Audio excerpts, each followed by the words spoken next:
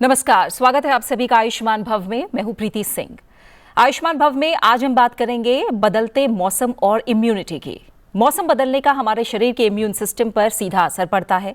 इस वजह से सर्दी, जुकाम, बुखार, खांसी, गले में दर्द, इन्फेक्शन, यहाँ तक कि जोड़ों में दर्द, मूड स्विंग्स जैसी समस्याएं आम हो जाती हैं।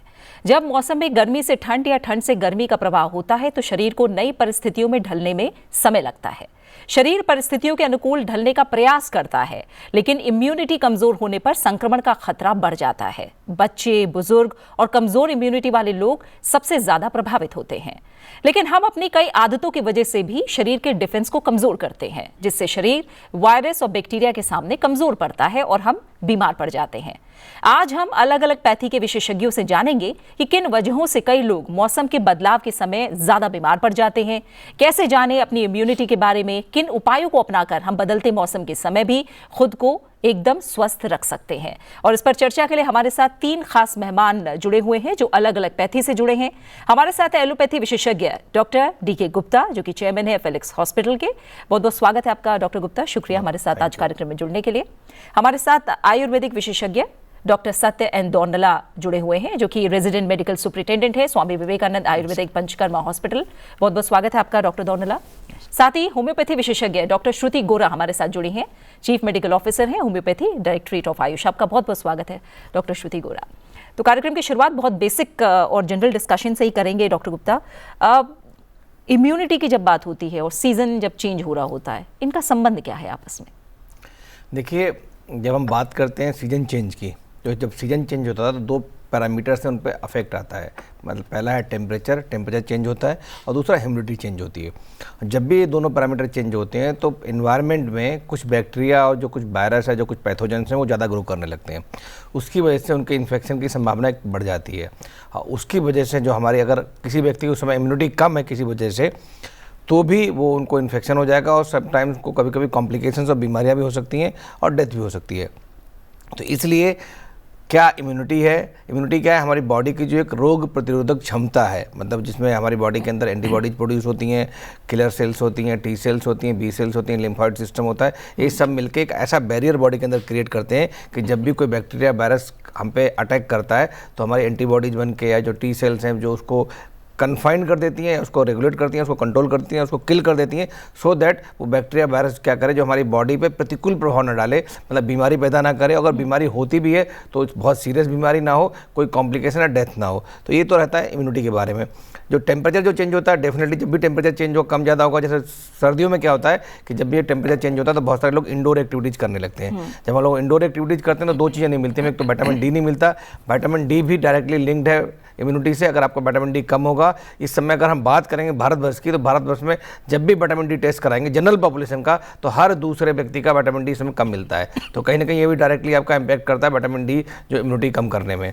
दूसरा क्या है, जब भी हम इंडोर रहते हैं तो जो हमारे आसपास जो हम लोग एक्सरसाइज करते हैं, वॉक करते हैं, घर के अंदर ही कर रहे होते हैं, तो बहुत बार क्या जो है पैथोजेंस जो है कन्फाइंड होते हैं घर के अंदर ही, तो भी संक्रमण की जो संभावना है वो बढ़ जाती है। तो इसलिए जब भी वेदर चेंज होता है तो दिक्कतें आती हैं। जब सर्दियों की बात करें, गर्मियों में क्या होता है, जब बहुत सारे पॉलन ग्रेन्स हैं, बहुत सारे नए मोल्ड्स हैं, एलर्जेंस हैं जो बढ़ जाते हैं, उसकी वजह से भी हमें इन्फेक्शन उनकी वजह से बढ़ जाते हैं। उनका जब अटैक होता है तो हमारे बॉडी के अंदर हाइपर सेंसिटिव रिएक्शंस होती हैं। अगर आपकी इम्यूनिटी अच्छी नहीं है तो भी आपको दिक्कत हो सकती है। तो दोनों वेदर्स में इम्यूनिटी का रोल है, चाहे वो सर्दियाँ हों या गर्मियाँ हों। ठीक है, और हम विस्तार से आगे समझेंगे। अब आयुर्वेद का नजरिया समझते हैं। डॉक्टर दोंडला, ऋतुचर्या का साफ तौर पे वर्णन है और ऋतु के अनुसार आयुर्वेद बहुत सारी चीज़ों में बदलाव की बातें भी कहता है। लेकिन पहले मुझे आप भी थोड़ा बेसिक समझाइए, आयुर्वेद क्या कहता है? ऋतु बदलने पर क्यों कुछ लोग जल्दी बीमार पड़ते हैं? तो आपने बड़े अच्छे पॉइंट रेज किया, ऋतुचर्या। तो जैसा दुनिया के अदर कंट्री से कंपेयर करेंगे, India is only country where हम 6 सीजन्स के एंजॉय करते हैं। अदर वेस्टर्न कंट्रीज में जाएंगे, they used to have the 4 seasons, but India में we have 6 seasons. And it's very clearly mentioned Ayurveda, there is an ritu sandhi kaal. अच्छा, जैसे समझ लो अभी जो करंट मोरलेस हम वी आर इन द ऋतु संधि, दैट इज सीजनल ट्रांसिशन, ये ज़रूरी है। जैसे समझ लो अभी तक हमने बिल्कुल, अब देखो हमने इंडोर्स में बैठे हैं, ठंड लग रही, जैसा बाहर निकलते बिल्कुल गर्मी। तो ये बॉडी सडन ट्रांसिशन जो है बॉडी में, it do not cope up. तब वो कहीं ना कहीं हमारा बॉडी का जो सिस्टम जो होती है तो whether it has to react to the indoor environment, whether it has to react to as per the outdoor environment. ये ट्रांसिशन देख के हमारा खाने पीने में भी, हमारा कपड़े पहनने के में भी ये उसमें चेंजेस लाना ज़रूरी है। तो हर सीज़न के, जैसे 6 सीज़न बोला, अभी जो हम करंट शिशिर ऋतु से हम we are moving into the vasant ritu. वसंत ऋतु में जहाँ स्प्रिंग सीजन कहते हैं, जैसे सारे पत्ते गिरने लगते हैं, अब इस जंक्शन पीरियड में है हम। इस जंक्शन पीरियड में जैसे ठंड और गर्मी ये जो है ये देख के बैलेंस, जैसे समझ लो पूरा गर्मी आए ने लोग दबा के दही खाने लग गए, उल्टा कह रहे हैं मुझे जुकाम हो रहे हैं, नाक हो रहे, यार ये तो अपने हाथ का है, तो इट्स अ मैनमेड मिस्टेक। तो ये आपको ये कॉन्शियस होके ही आपको खाने पीने में, आपको लाइफस्टाइल में थोड़ा चेंजेस लाना है। रिगार्डिंग द इम्यूनिटी, बड़े अच्छे 2 चीज़ होते हैं। फर्स्ट पॉइंट ये होता है इम्यूनिटी हमें मिलता कहाँ से, सेकेंड पॉइंट ऐसे इम्यूनिटी होने से हमें फ़ायदा क्या होगा। बड़े शास्त्र में बड़े बल 3 प्रकार के आयुर्वेद में बोला है, सहज कालज युक्त कृता। अब हमने मॉडर्न वर्ड भी देखेंगे immunity, IIM unity, this unity of 3 factors, IMM, I means inherent, जो सहज बाल हमारे पेरेंट्स से भी आ गया होगा, जैसे भी जो नेचुरल जो आती है that is inherent quality, inherent हमें मिलता है। Second one is meteorological seasons, जो खाल से है, जैसे समझ लो हमें शिशिर ऋतु में ठंड में बड़े अच्छे से बढ़िया सा खाते हैं, थोड़ा इसमें ज़्यादा बीमार नहीं होते मैक्सिमम लोग, तो that is an material season के हिसाब से हमें एक नेचुरल बॉडी में एक ताकत मिलती है। थर्ड वन इज योर खाने पीने से, meal, we called as a meal and other, खाने पीने आपके कैसे है, सीजन के हिसाब से खा रहे हो, ताकत चीज़ खा रहे हो, बैलेंस डाइट खा रहे हो। These are 3 factors which actually unity of these 3 factors contributes to the your immunity. इससे फ़ायदा क्या होगा आपको, एक होती है आपको व्याधि आने से रोकती है, दूसरा मान लो आ भी गए उससे व्याधि उत्पादक प्रतिबंधक होता है, मतलब आपको वो व्याधि से लड़ने की भी ताकत भी मिलती है। There are 2 benefits of having then a balanced, sufficient immunity with respect to the season, with respect to the individual. तो ये जो अप एंड डाउन सीजन, ये जो सीजनल ट्रांजिशन होती है बॉडी में, इम्यूनिटी के अप एंड डाउन चलती है, तो उसी सीजन में कहते हैं उस तरह का आपने खाने पीने में थोड़ा सा लेके गए, ऐसा नहीं दबा के खाए, ए बैलेंस्ड में लिमिटेड क्वांटिटी, हिताहारम मिताहारम, this is a fundamental principle. ठीक है डॉक्टर श्रुति गौड़ा, क्या ऐसा है कि कुछ सर्टेन ग्रुप्स ज़्यादा बीमार पड़ते हैं मौसम बदलने पर? जी हाँ, यहाँ पर जैसे हम सब बात कर रहे हैं कि सारी बात है इम्यूनिटी की, तो जिन लोगों की इम्यूनिटी कम है, इम्यूनो कॉम्प्रोमाइज्ड लोग हैं, जैसे छोटे बच्चे हो गए, बुज़ुर्ग लोग हो गए, जो लोग क्रॉनिक बीमारियों से जूझ रहे हैं, या जिनके अंदर ऐसे chronic diabetes, hypertension, lifestyle diseases हैं, तो उनकी इम्यूनिटी जनरली कम होती है, तो वो लोग थोड़ा ज़्यादा उनका चांस है कि वो इस मौसमी संक्रमण से जल्दी प्रभावित हो जाते हैं। बच्चों में खासकर देखा गया है, क्योंकि बच्चे अभी ग्रो कर रहे हैं, उन्होंने अभी उनकी इम्यूनिटी पूरी डेवलप नहीं हुई है। इम्यूनिटी कैसे मतलब आती है, एक तो हमारे पास बर्थ से है इम्यूनिटी, जो हमारी नेचुरल इम्यूनिटी है, जो प्रकृति ने हमें प्रदान करी है, माँ बाप के थ्रू जेनेटिकली आ रही है। हमारे जो डिफेंस मैकेनिज़्म हमारे को प्रकृति ने प्रोवाइड किए हैं, जैसे हमारा skin, mucosa, white blood cells, जो एक इन्फेक्शन को लड़ते हैं। और दूसरी इम्यूनिटी थ्रू आउट लाइफ हम गेन करते हैं, जब हमारे को इन्फेक्शंस, वायरसेस या बैक्टीरिया अटैक करेंगे, हमारी बॉडी उनसे फाइट करेगी, तो हमारी इम्यूनिटी बढ़ेगी। तो बच्चे सबसे ज़्यादा चांस होते हैं कि वो ऐसे मौसम में उनको जल्दी से सर्दी ज़ुकाम बुखार होने का ज़्यादा टेंडेंसी रहती है। पर ऐसा नहीं है कि अगर बच्चे को साल में 2-3 बारी सर्दी ज़ुकाम हो रहा है तो हम कहें कि ये ठीक नहीं है। ये ठीक है, क्योंकि हमारी बॉडी रिएक्ट कर रही है, बदलाव आया है, किसी भी तरीके का बदलाव होगा, हमारी बॉडी उसको रिएक्ट करेगी, और वो एक नॉर्मल फिनोमेना भी है। अगर एक बाहर से वायरस ने हमारी बॉडी को अटैक किया है, हमारी बॉडी ने कुछ सिम्टम्स प्रोड्यूस करे हैं, इन्फ्लेमेशन आई, वाइट ब्लड सेल्स गए हैं बॉडी फाइट करने के लिए, तो थोड़ा स्वेलिंग भी आएगी, फीवर भी होगा, रनिंग नोज़ भी होगा, वो एकदम नॉर्मल चीज़ है। अगर वो 2-3 दिन में अपने आप से सबसाइड हो रहा है, आप थोड़ी प्रिकॉशंस लेंगे, स्टीम लेंगे, आपने गर्म पानी लिया, अच्छे से हाइड्रेटेड रखा, अपने आप को रेस्ट किया, पर अगर वो चीज़ 2-3 दिन के बाद विपरीत रूप ले रही है कि वो खांसी में तब्दील हो रही है, सांस लेने में दिक्कत हो रही है, टॉन्सिल्स एनलार्ज हो रहे हैं, या साइनस में इन्फेक्शन आ रहा है, कान में इन्फेक्शन जा रहा है, तो वो एक चिंता वाला विषय है।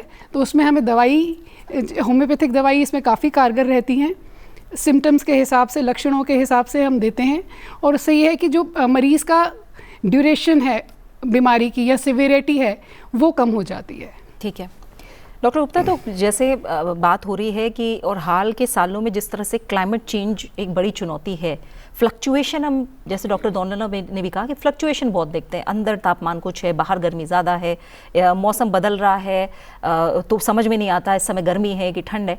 तो क्या ये भी इम्यून सिस्टम पे भी हमारे असर डालते हैं? इनकी वजह से भी, मौसम की फ्लक्चुएशन की वजह से भी हमारा इम्यून सिस्टम कमज़ोर होता है क्या? और सर्दी खांसी ज़ुकाम के बारे में तो हम बात करते हैं, ऐसे कौन कौन सी समस्याएं हैं स्वास्थ्य से जुड़ी जो वेदर चेंज या कहें जो सीज़न का चेंज है और इम्यूनिटी से सीधे जुड़ी हुई है? बिल्कुल, जैसा प्रीति मैंने पहले बताया कि जो वेदर चेंज होता है, जब टेम्परेचर कम या ज़्यादा होता है तो उसमें, या ह्यूमिडिटी कम या ज़्यादा होती है, तो कुछ तरह के बैक्टीरिया वायरस ज़्यादा ग्रो करते हैं जिनके लिए वो सर्वाइवल बढ़ जाता है। जैसे ठंड में होता है वायरसेस बढ़ जाते हैं तो खांसी जुकाम बढ़ जाता है। तो खास करके सर्दियों की बात करें तो सर्दियों में भी कॉमन कोल्ड है, कफ है, स्नीजिंग है, रनिंग नोज, ये वायरल इन्फेक्शंस बढ़ जाते हैं। इनको हम अपर रेस्पिरेटरी ट्रैक्ट इन्फेक्शंस बोलते हैं। इसके अलावा गले में दर्द है, टॉन्सिलाइटिस है, इस तरह के इन्फेक्शन बहुत सारे पेशेंट अभी आ भी रहे हैं जो सीवियर पेन लेके गले में आ रहे हैं। इसके अलावा साइनस इन्फेक्शंस बढ़ जाते हैं। बहुत सारे पेशेंट बिकॉज ऑफ जब उनकी इम्यूनिटी कम होती है तो ऐसे पेशेंट्स को कभी कभी लोअर रेस्पिरेटरी ट्रैक्ट इन्फेक्शन हो सकता है, मतलब निमोनिया भी हो सकता है। तो इसीलिए हमें इसको बहुत हल्के में नहीं लेना है। तीसरा, फ्लू इन्फेक्शंस हैं। जो ये वेदर चेंज होता है इस समय फ्लू, स्पेशली फ्लू के इन्फेक्शन बढ़ जाते हैं और फ्लू में भी यही सिम्टम्स होते हैं, खांसी जुकाम बुखार, बॉडी एक, हेडेक, कभी कभी निमोनिया होना। इसके अलावा जो पेट के इन्फेक्शंस हैं जिसमें गैस्ट्रोएंटराइटिस है, लूज मोशन है, वॉमिटिंग है, डायरिया है, पेट दर्द है, क्रैम्प्स हैं, तो इस तरह के सिम्टम्स बढ़ जाते हैं। या फूड पॉइजनिंग है, बिकॉज बहुत सारे जो बैक्टीरिया जो हैं इस समय, जो खास करके जो मिल्क प्रोडक्ट्स होते हैं उनमें बैक्टीरिया वायरस की ग्रोथ बढ़ जाती है इस समय। तो बाहर का रखा हुआ खाना जो लोग खा लेते हैं तो फूड पॉइजनिंग की संभावना बढ़ जाती है। बहुत सारे कैप्सुलेटेड बैक्टीरिया जो होते हैं, जैसे टाइफाइड का बैक्टीरिया है, तो अगर आपकी इम्यूनिटी कम है, बिकॉज ऑलरेडी वो कैप्सुलेटेड बैक्टीरिया होता है, वेरुलेंट ज़्यादा होता है वो, तो उसका इन्फेक्शन की संभावना बढ़ जाती है। तो ये ऐसी बीमारियाँ हैं जो भी वेदर चेंज होता है या मौसम बदलता है तो उस समय इनकी संभावना बढ़ जाती है। और गर्मी के मौसम में क्या होता है कि बहुत सारे डस्ट है, पॉलन ग्रेन्स हैं, मॉल्ट्स हैं, एलर्जेंस हैं, उनका एक्सपोजर बढ़ जाता है, धूल मिट्टी से एक्सपोजर बढ़ जाता है। तो ऐसे लोग जो अस्थमा के पेशेंट्स हैं, सीओपीडी के पेशेंट्स हैं, हार्ट पेशेंट्स हैं, जिनको एलर्जी है, साइनोसाइटिस है, एलर्जिक राइनाइटिस है, इन लोगों का एक्सपोजर बढ़ने से इनकी इम्यूनिटी ऑलरेडी कम होती है, प्लस जो ये सेंसिटिव भी होते हैं तो इसकी वजह से इनके भी सिम्टम्स बढ़ जाते हैं। तो ऐसे लोगों को भी ध्यान रखना चाहिए। तो बेसिकली बात करूं तो जब भी वेदर चेंज होगा, दोनों टाइम, चाहे गर्मी हो या सर्दी हो, आपको कुछ बीमारियों के लिए आप प्रोन हो जाते हैं। तो अगर आपकी इम्यूनिटी कम है तो बीमारियों से संक्रमण का खतरा बढ़ जाता है। इसलिए अपनी इम्यूनिटी को दुरुस्त रखें, कोशिश करें आपकी इम्यूनिटी अच्छी रहे, खूब सारा सोएं, मतलब 7 से 8 घंटे की आपको नींद अच्छे से लेनी है। आहार का ध्यान रखें, खाने पीने में बहुत ध्यान रखना है। साइट्रस फूड होते हैं या जो विटामिन डी युक्त फूड्स होते हैं या सनलाइट है, उनका एक्सपोजर लें। इसके अलावा एंटीऑक्सीडेंट्स लें, जैसे योगर्ट्स वगैरह, उसका सेवन ज़्यादा करें। स्ट्रेस एक बहुत बड़ा फैक्टर हो गया है इस समय। जिन लोगों को स्ट्रेस ज़्यादा है, मेंटल स्ट्रेस है, फिजिकल स्ट्रेस, उनकी इम्यूनिटी कम हो जाती है। तो अगर हम स्ट्रेस पे काम करते हैं तो भी हमारी इम्यूनिटी इंप्रूव हो जाती है। तरल पदार्थों का बहुत अच्छे से सेवन करें। लिक्विड्स देखे जाते हैं कि लिक्विड ज़्यादा लेने से आपकी इम्यूनिटी इंप्रूव हो जाती है, नींद अच्छे से। तो अगर इन सब चीज़ों का ध्यान रखेंगे तो हम इन सब सीजनल बीमारियों से बच सकते हैं। बस हम उस पार्ट पे और गहराई से बात करेंगे कि आखिर करना क्या है, कौन से ऐसे उपाय हैं जिन्हें अपनाकर आप अपनी इम्यूनिटी को दुरुस्त रख सकते हैं। उससे पहले कुछ और थोड़े से सवाल हैं, उनको हम क्लियर कर लेते हैं। जब हम वात, पित्त और कफ, डॉक्टर दोनला बात करते हैं 3 दोषों की, थोड़ा सा मुझे समझाइए कि क्या मौसम बदलने पर इनमें भी क्या बदलाव होता है? इस वजह से हम कुछ लोगों को ज़्यादा बीमार पड़ते देखते हैं। या आपने बड़े सीजनल ट्रांसिशन के भी आप पूछ रहे थे। ये क्वेश्चन ये है, human being is the miniature of the whole world. जैसे दुनिया में जो जो चीज़ है, the same thing reflects in the human being. तो human being is an microcosm of the whole world, universe का जो माइक्रोकॉस्म है। जैसे समझ लो दुनिया, होल वर्ल्ड में जितना पानी है उतना बॉडी में भी है, जितना ऑक्सीजन बाहर गैसेस है उतना बॉडी में। सो जो जो यूनिवर्स में जो चेंजेस आएगा, इनडायरेक्टली आपको बॉडी में चेंजेस आएगा भी आएगा। फॉर एग्जांपल, बाहर तापमान 50 डिग्री है, आपने अंदर कमरे में ऐसा बैठा हुआ है, वो उसके कमरे का अपने -30 डिग्री से दिख रहे हैं, बट योर बॉडी, दो आपको लगता है जो कमरे का टेम्परेचर -30 और रिएक्ट कर रही है, but its body is in tune with the nature. And our body has a 5 sensory organs. जो आप कह रहे थे जो सीजन चेंजेस में बॉडी में कैसे बदलाव आए, ये सेंसरी ऑर्गन्स क्या सेंस कर रहे हैं आपके दुनिया के सराउंडिंग में? जो आपकी सराउंडिंग क्या क्या है, एक तो कान है, एक तो आइस है, एक तो नोस है, एक तो स्किन है, एक तो आपका जीभ है। जो चीज़ सराउंडिंग है, फॉर एग्जांपल आप मॉनसून सीजन में देखेंगे स्किन के इशू, फंगल इन्फेक्शन ज़्यादा आते हैं ड्यू टू मॉइस्चर। तो जैसे हर सीजन में फॉर एग्जांपल जो भी चीज़ होगा, हमने नासाई शोरोसो द्वारा हम बोलते हैं बॉडी के जो भी एंट्री पॉइंट है, इधर योर नोज और योर माउथ, जो भी सीजनल जो भी ट्रांजिशन होगा, ठंड भी पता चलेगा। जैसे आपको तुरंत हम ठंड में क्या करते हैं, आपके कान कवर करके रखते हैं, because they are the actually specific sites of vata. And when it coming to the Panchamahabhuta, which the universe is make of 5 primordial elements, Panchamahabhuta, these 5 primordial elements in tune एक के एक दूसरा बन के, तो permutation and combination बन के they 3 doshas बनते हैं. These are the biodynamic forces which runs the human body, that is Vata and Pitta and Kapha. And in this, the upper part of the body, that is chest region, is being controlled by your specifically Kapha. And in between your umbilicus and your chest region is being controlled by Pitta, and below the umbilicus it Vata. तो anything जो body के भी जैसे जैसे season changes होते रहेंगे वैसे वैसे ही हर इंडिविजुअल में, हर प्रकृति में, हर इंडिविजुअल में यू हैव ऑल वाता पित्त एंड कफा. इसके जो रेशियो है इट वेरी करते हैं according to the season. Particularly जैसे इस सीजनल ट्रांजिशन में होती है. And the human body is that, जैसा हम कह रहे हैं अंदर में आ गए तो ठंड के हो गए तो डोमिनेंस ऑफ वाता हो सकते हैं. बाहर जाते होती है वो ठंड कम हो जाती है, फिर वो जो इम्बैलेंस बन जाते हैं दोषों का, वो imbalance for an transient period makes your immunity system under confusion, that leads to the exposure to the infection, immediate catch up of the infection. बिल्कुल. कुछ सवाल भी हमारे पास मेल के जरिए आए हुए हैं, उन्हें भी हम शामिल करते हैं. पहला सवाल हम ले रहे हैं, कामिनी शर्मा ने उत्तर प्रदेश से हम तक ये सवाल भेजा है. कामिनी कह रही है कि मेरी उम्र, डॉक्टर श्रुति गोरा मैं चाहूँगी आप सवाल का जवाब दें. कामिनी कह रही है मेरी उम्र 40 साल है और मौसम बदलने पर मेरा पेट ठीक नहीं रहता है, कब्ज जैसी दिक्कत बढ़ जाती है, कई दिनों तक ये समस्या रहती है, मैं तला भुना और बाहर का भी नहीं खाती हूँ. देखिए अब यहाँ पर हम इम्यूनिटी की बात कर रहे हैं, तो यहाँ पर एक और बहुत अहम चीज़ है जिसको समझना ज़रूरी है. इम्यूनिटी पर हमारी इम्यूनिटी कंट्रोल कौन कर रहा है? जो हमारे गट है, गट मीन्स इंटेस्टाइन्स, जो हमारी आंतें हैं, 70 to 80% इम्यूनिटी हमारी बॉडी की वहाँ से कंट्रोल हो रही है. अब इनका जो सवाल है कि इनको पेट ख़राब हो जाता है मौसम चेंज होने पर, वो हमने बात कर ली कि जब मौसम चेंज हो रहा है हमारी बॉडी ऑलरेडी स्ट्रेस में है, हमारी बॉडी कोप अप कर रही है. तो इस मौसम में जब हमारी बॉडी ऑलरेडी कोप अप कर रही है तो इसमें बहुत ज़रूरी है कि हम अपना गट हेल्थ का बहुत ज़्यादा ध्यान रखें. क्योंकि कुछ लोगों में ऐसा देखा जाता है कि इम्यूनिटी के लिए बहुत डाइट लाइफस्टाइल ज़रूरी है, पर एक चीज़ यहाँ पर अहम ये भी है कि जो लोग बहुत ज़्यादा ओवर द काउंटर मेडिसिन लेते हैं, बुखार हुआ और एंटीबायोटिक ले लिया, तो उससे क्या हो रहा है कि जो हमारा गट का हेल्दी बैक्टीरिया है ना, वो भी डिस्ट्रॉय हो रहा है. और वो एक बहुत अहम रीज़न है लो इम्यूनिटी करने के लिए.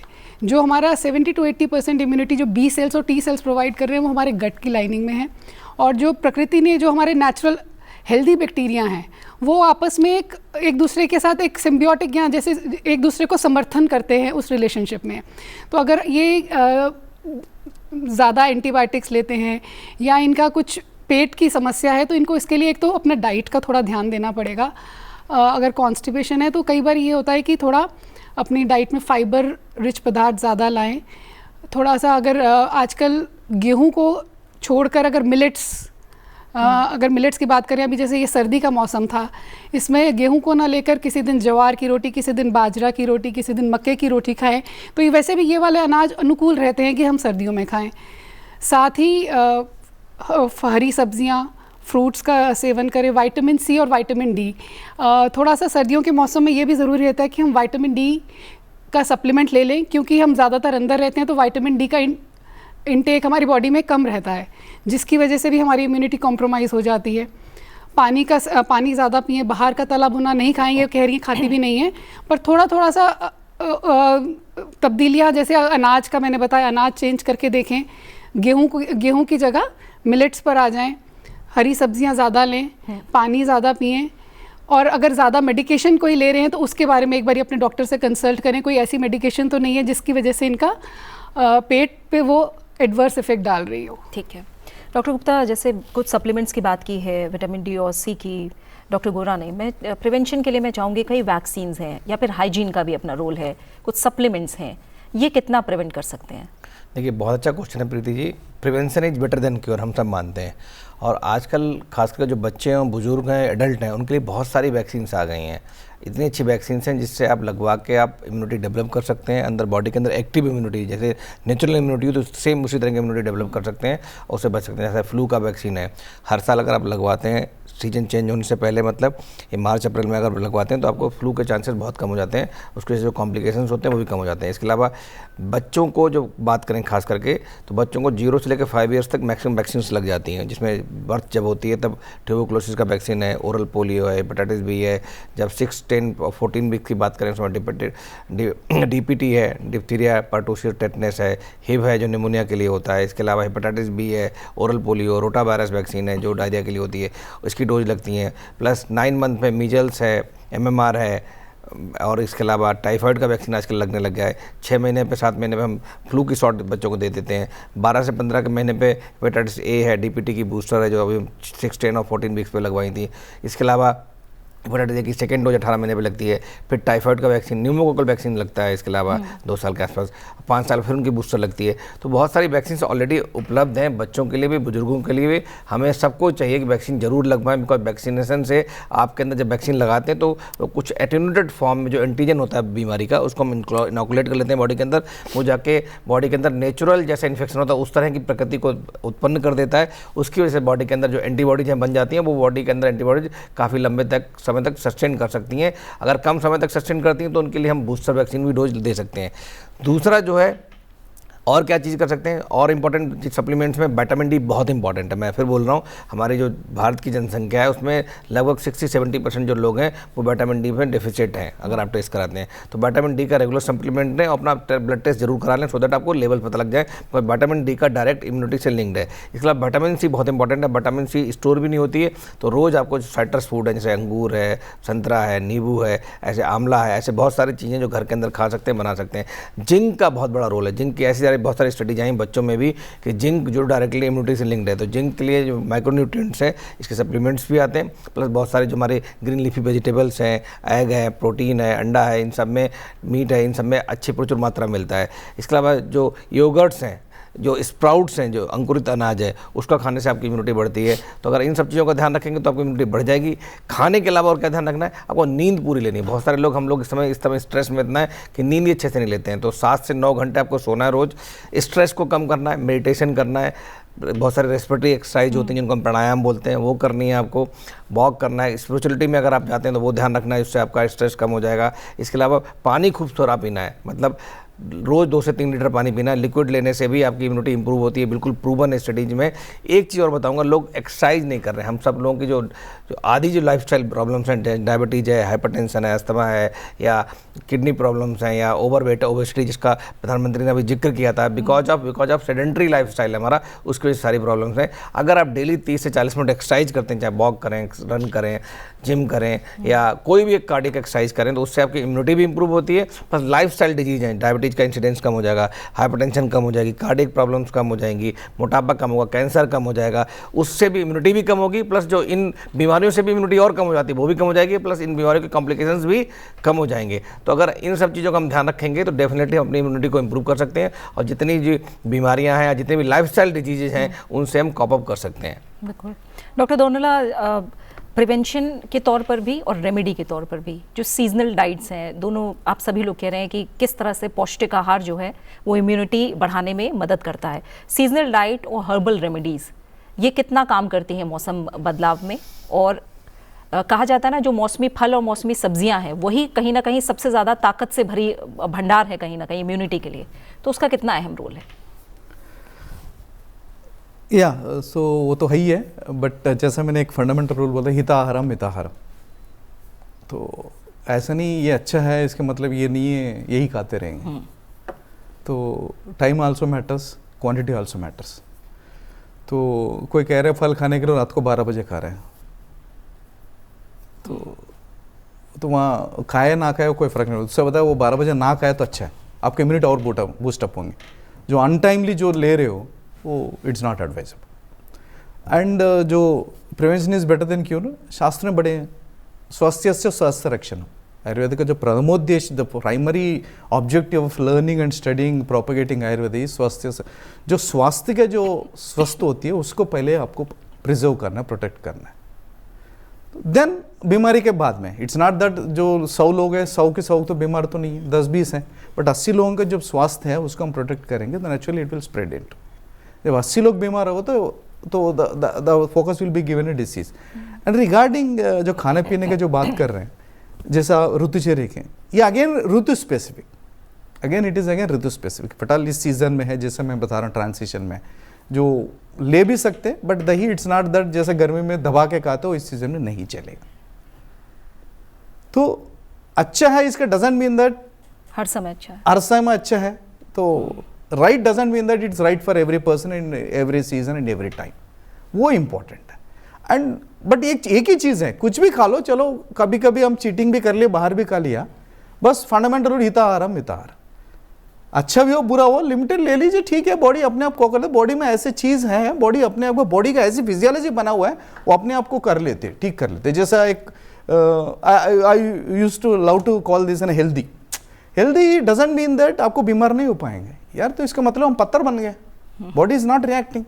Healthy means that time means self, heal means body has, as long as the body has its own healing capacity, you are healthy.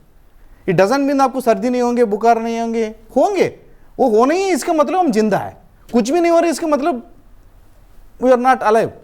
सो ठीक है, but in the time maximum कहते हैं ना सर्दी जुकाम एक हफ्ते में ठीक हो गए तो fine. So as long as that you are healthy and your immunity is fit, तो इट्स रिएक्ट भी कर रही है and immediately its again taking an action on the जो भी बैक्टीरिया एंड वायरसेस।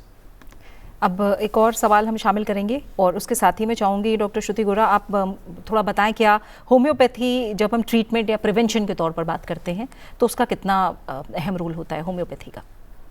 हाँ देखिए, ट्रीटमेंट और प्रिवेंशन दोनों में ही बहुत ज़्यादा अहम रोल है, क्योंकि जो होम्योपैथिक मेडिसिन है ये हमारी कोई मटीरियल डोज नहीं है कि वो जाकर किसी बैक्टीरिया या वायरस से लड़ने वाली है।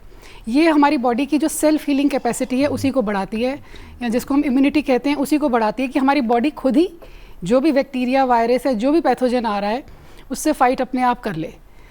तो होम्योपैथिक मेडिसिन्स प्रिवेंशन के तौर पर भी होती हैं, और जैसे ट्रीटमेंट के टाइम पर भी जैसे मैंने बताया कि अगर हम किसी को वैसे तो देखिए, जैसे अभी डॉक्टर साहब ने भी बताया, मैंने भी पहले बोला कि अगर किसी को सर्दी ज़ुकाम सीज़न चेंज होने पर हो रहा है और वो अपने आप 3-4 दिन में ठीक हो रहा है विद फ्यू प्रिकॉशंस, कि उसने हाइड्रेशन रखा, स्टीम लिया, रेस्ट किया, तो उसमें किसी भी मेडिसिन की ज़रूरत नहीं है, ना एलोपैथिक ना होम्योपैथिक।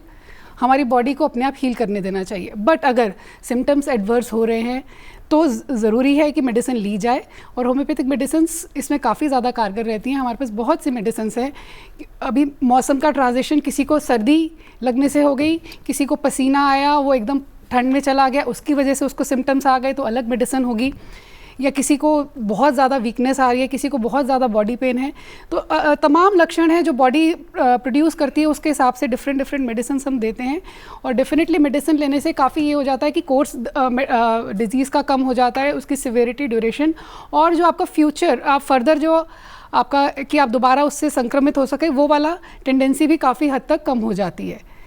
और साथ ही साथ अगर हम बाकी सारी चीज़ों का ध्यान रखते हैं, क्योंकि इसमें एक बहुत अहम भूमिका है, जो हम आजकल इम्यूनिटी के लिए हम डाइट तो बहुत अच्छी ले रहे हैं, फैंसी डाइट्स भी सब लोग ले रहे हैं, पर एक जो बेसिक चीज़ है एडिक्वेट स्लीप और एक्सरसाइज, उसको हम कहीं ना कहीं भूल जाते हैं, क्योंकि हमारी जो बॉडी के अंदर self repairing, self healing properties है, वो लिवर जो हमारा बॉडी का सबसे बड़ा ऑर्गन है, वो उसको काम रीजनरेट करने के लिए नींद चाहिए। जब हमारा डाइजेशन भी एकदम स्टॉप हो जाए, हम लोग अगर 8 बजे तक खाना खा लेते हैं और 11 बजे सोने जा रहे हैं तो हमारा खाना डाइजेस्ट हो चुका है, हमारी बॉडी एक हीलिंग मोड में आ रही है, रिपेयर मोड में आ रही है। लोग आजकल क्या है, लेट नाइट्स आ रहे हैं, 11 बजे खाना खाया, 12 बजे खाना खाया, लेट सोए, जल्दी उठे, तो हमारी बॉडी को रिपेयर होने का टाइम ही नहीं मिल पा रहा है।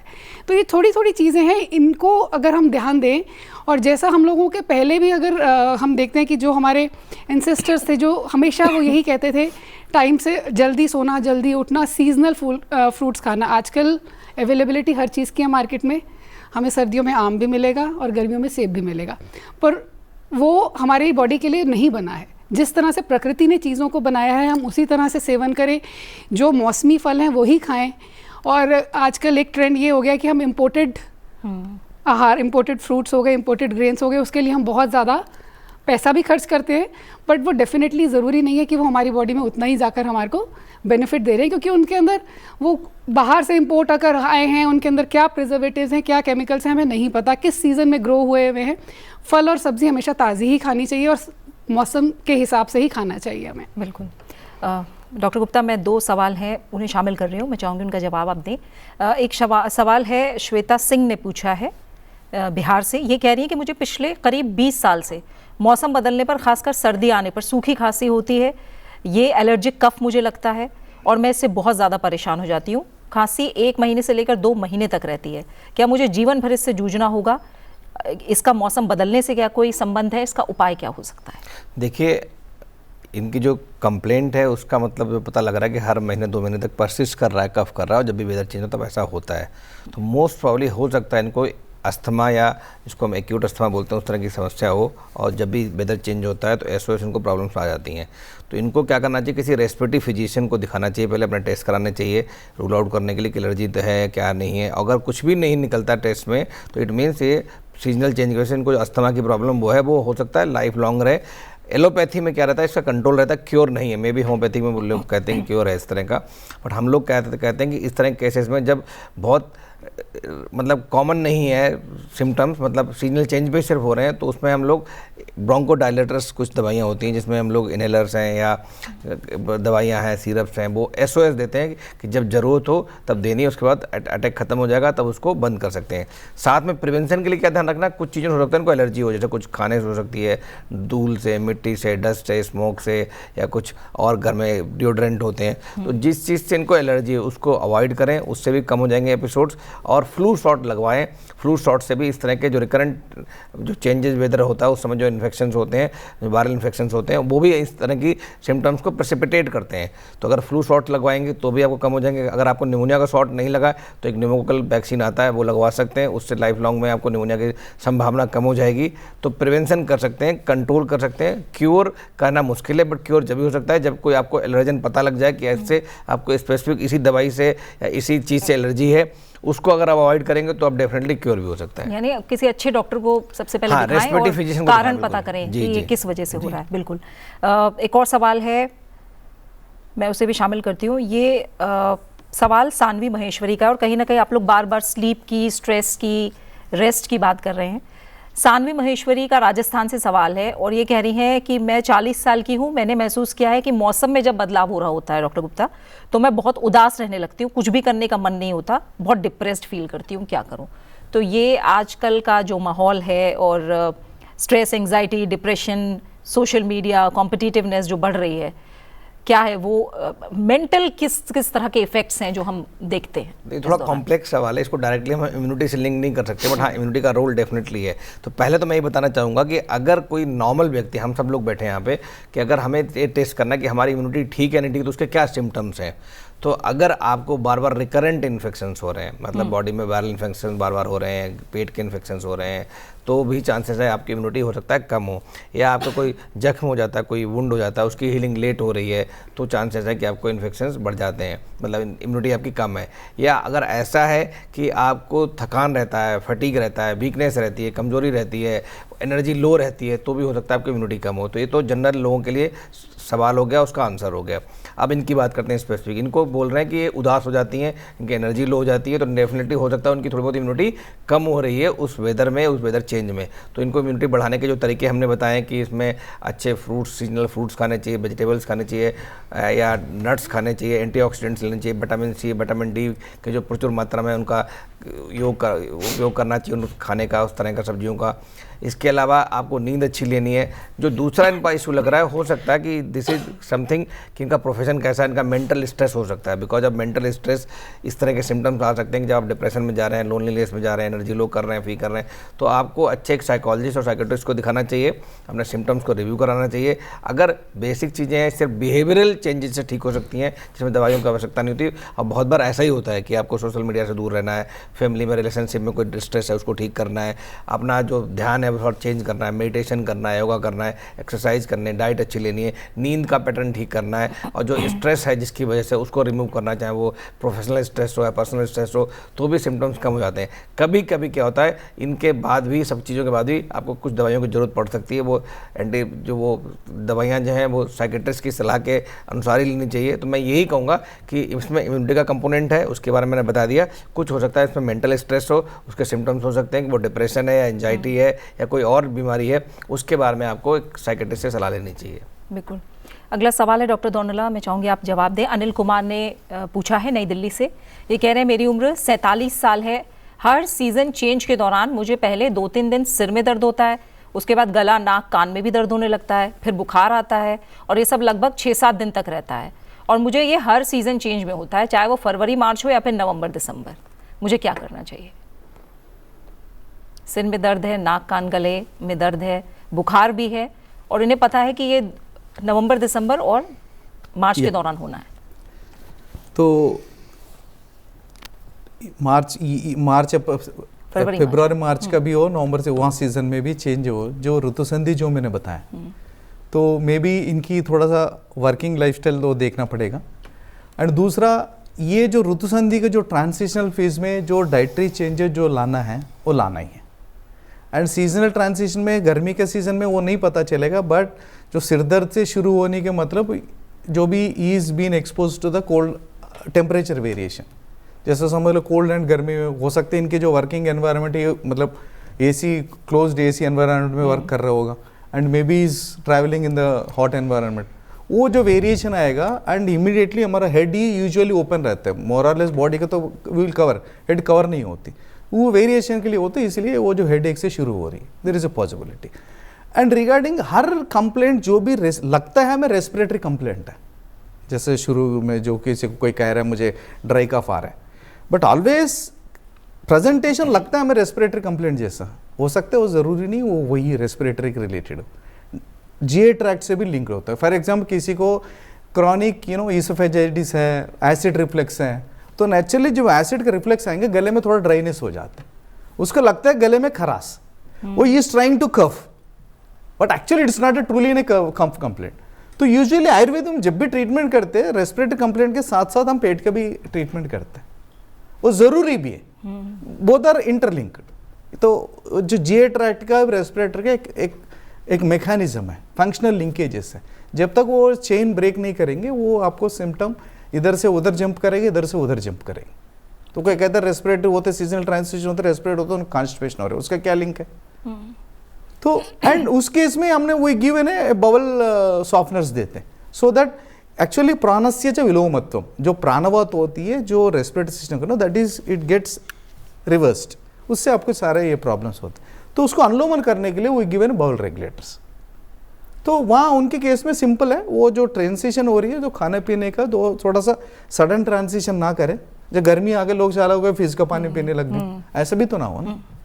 तो एंड हेड इज बीइंग ऐसे, सिर एक ही ऐसी है, उसमें हम कोई कवर ही नहीं करते, बॉडी में मोरलेस ऊपर से नीचे तक शू पहनते, कुछ सारे कवर्ड है, बट वो नहीं है, तो इसलिए वो थोड़ा सा कवर करें, अदरवाइज वो it's not an big deal.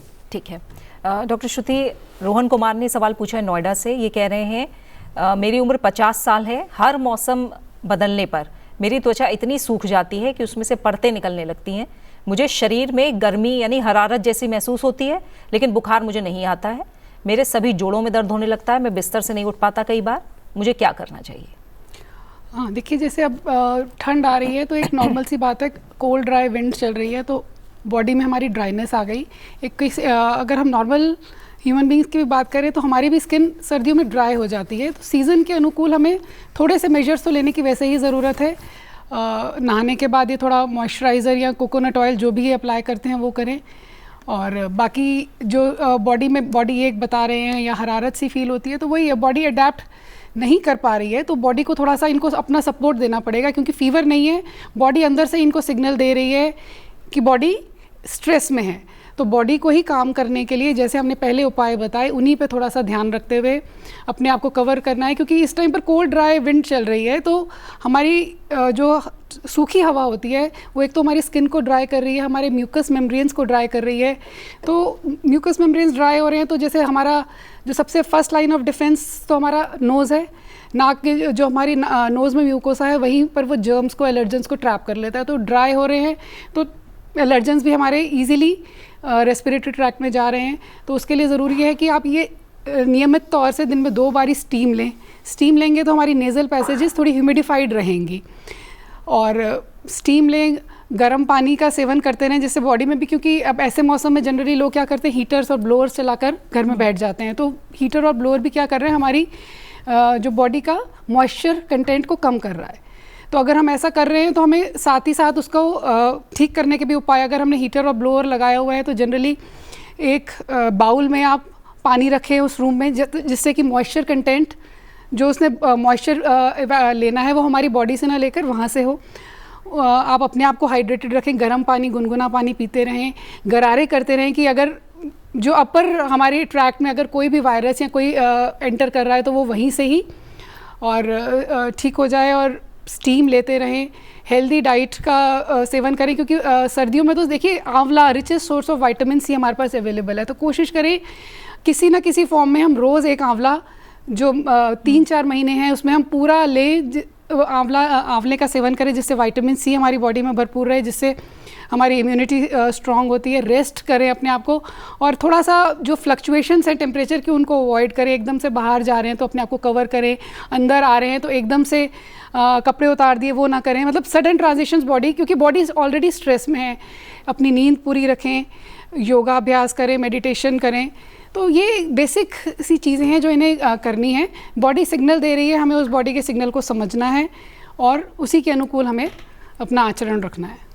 तो डॉक्टर गुप्ता, क्या आप मानते हैं कि आज के दौर में ये थोड़ा और चैलेंजिंग होता जा रहा है, या लोग समझ रहे हैं, इतना अवेयर हैं कि हमें अपनी इम्यूनिटी को कैसे ठीक रखना है? और एक सवाल और है कि क्या आपको लगता है कि जो तीनों पैथी हैं उन्हें अगर हम एक इंटीग्रेटेड अप्रोच के साथ अपनाएं तो बड़ा प्रभाव देख सकते हैं? बिल्कुल, जो पहली बात कर रहे हैं, लोगों को समझ में आ गया है कि बिकॉज ऑफ जो इतना सारा हम जो एनवायरनमेंट में चेंजेस कर रहे हैं, पॉल्यूशन बढ़ रहा है, हम लोग हाईटेक होते जा रहे हैं, फ़ोन का यूज़ बढ़ गया है, डिजिटलाइजेशन बढ़ गया है, इसकी वजह से बहुत सारे फैक्टर्स जो हमें मेंटल हेल्थ है, चाहे हमारी फिजिकल हेल्थ है, चाहे हमारी लाइफस्टाइल डिजीज़ वो बढ़ रही हैं, पैंडेमिक से आ रहा है। तो कहीं ना कहीं हम सबको बैक टू बेसिक्स जाना पड़ेगा। जब हम बात कर रहे थे ऑर्गेनिक खेती की, अब आजकल ऑर्गेनिक फूड महंगा मिल रहा है, लोग यूज़ कर रहे हैं। पहले लोग यूज़ नहीं करते, पहले खाद डालते थे। तो अगर घर में हम लोग ऑर्गेनिक फूड यूज़ करते हैं तो बहुत सारे पेस्टिसाइड और इंसेक्टिसाइड, उनसे जो हमें बीमारियां होती हैं वो कम हो जाती हैं। और डेफिनेटली अवेयरनेस बढ़ रही, बट इस अवेयरनेस को और बढ़ाना है हमें। अगर नहीं बढ़ाएंगे तो फिर काम नहीं होगा। जैसे हम बात कर रहे थे अभी इस पेशेंट की बात करें तो इसकी पेशेंट में लग रहा था हो सकता है इसको कोई ऑटोइम्यून डिजीज हो। तो अगर इसमें एलोपैथ देख रहा है, मैं ऑटोइम्यून डिजीज देख रहा हूँ, मैडम उसके लाइफस्टाइल चेंजेज जो आहार पे या बिहार पे बता रहे हैं, डॉक्टर साहब उसका बात पित्त कफ दोष से कुछ लिंक करेंगे। तो अगर तीनों लोग मिल जाएँ तो हो सकता है हम उसके लिए अच्छे से मतलब क्योर भी कर सकते हैं, उसके लिए प्रिवेंशन भी कर सकते हैं, रिलैप्स ना उसका भी काम कर सकते हैं, और कोई सपोर्ट सर्विसेज चाहिए वो भी हो सकती हैं। जैसे कुछ बीमारियां हैं डेफिनेटली जिसमें एलोपैथ बहुत अच्छा काम कर रहा है, बिल्कुल टारगेटेड अप्रोच रहती है, बहुत अच्छे रिजल्ट्स भी हैं। बट डेफिनेटली सपोर्ट सर्विसेज में, सपोर्ट ट्रीटमेंट में एलोपैथी के अलावा होम्योपैथी, नेचुरोपैथी या दूसरी जो हमारी आयुष की जो बहुत सारी शाखाएं हैं उनका रोल हो सकता है। कुछ बीमारियों में इनका बड़ा अच्छा रोल है, चाहे होम्योपैथी हो, आयुर्वेद हो, इसमें हमें ये लोग बहुत पंचकर्मा है या जो स्किन डिजीजेज हैं या क्रॉनिक अस्थमा है, ऐसी बीमारी में होम्योपैथी का बहुत अच्छा रोल है या आयुर्वेद का बहुत अच्छा रोल है। तो ये लोग अपना दे सकते हैं, हम उसमें सप्लीमेंट कर सकते हैं कि एक्यूट अटैक को कैसे रोका जा सकता है। तो इंटीग्रेटेड मेडिसिन डेफिनेटली इस समय नीड ऑफ आवर है। अगर इस पर हम काम करते हैं, सरकार काम करती है, कोई कमेटी बनाती है, एक्सपर्ट्स को बुलाती है, और जो जिसका बेस्ट हो उसको लेके इनकॉर्पोरेट करके हमें पेशेंट सेंट्रिक होना है, पेशेंट के लिए जो बेस्ट है उस पर काम करना है। बिल्कुल। और समय क्योंकि यही पूरा हो गया, डॉक्टर दोनला जाते जाते क्या आपके टिप रहेगी लोगों के लिए, व्यूअर्स के लिए?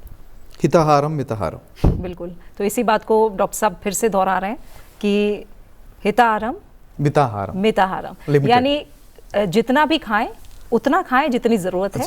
और उन्होंने बहुत अच्छे रूल्स भी बताए हैं कि कब खाना है, कितनी मात्रा में खाना है, इसका ध्यान सबको रखना है। भले ही वो कहने में आप ये ना कहें कि वो हेल्दी फूड है, लेकिन कब खाना है, कितना खाना है, इसका ध्यान जरूर रखना है। डॉक्टर श्रुति गोरा, आप क्या कहेंगी आखिर में जाते जाते? आखिर में जाते जाते यही कहूँगी, स्टिक टू द बेसिक्स, के कोई रॉकेट साइंस नहीं है।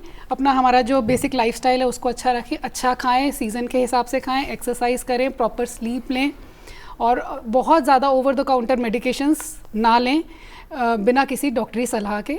और काफ़ी हद तक कोशिश यही करें कि हमारी बॉडी ही डिजीज़ से काबू पा ले, अपने आप ही हमारी बॉडी की सेल्फ हीलिंग कैपेसिटी बढ़े। उसके लिए अनुकूल व्यवहार वो रखें, आचरण रखें, अपना लाइफस्टाइल अच्छा रखें। आप कुछ कहेंगे डॉक्टर गुप्ता? नहीं, थैंक यू सो मच। मैं तो ये कहूँगा इतना अच्छा आपने प्रोग्राम किया और मुझे लगता है इससे जो हमारे जो दर्शक हैं उनको बहुत सारा सीखने को मिलेगा।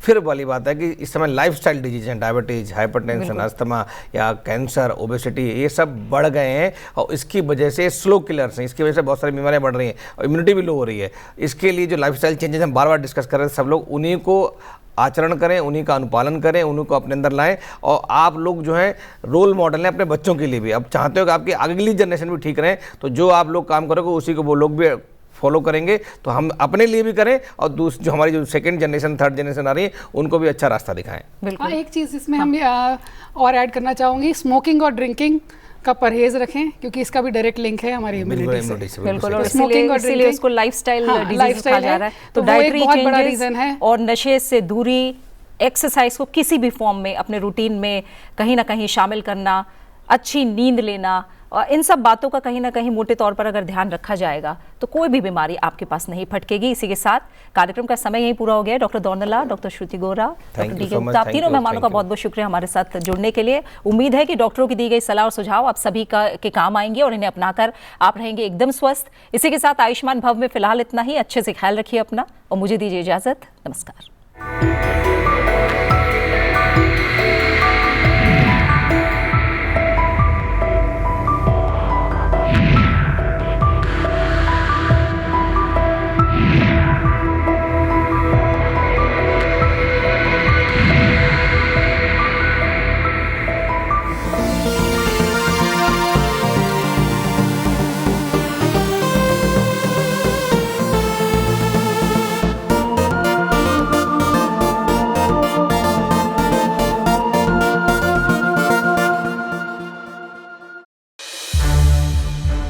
संसद टीवी के और भी प्रोग्राम्स देखने के लिए सब्सक्राइब करें हमारा YouTube चैनल और हाँ, इन्हें लाइक और शेयर करना ना भूलें।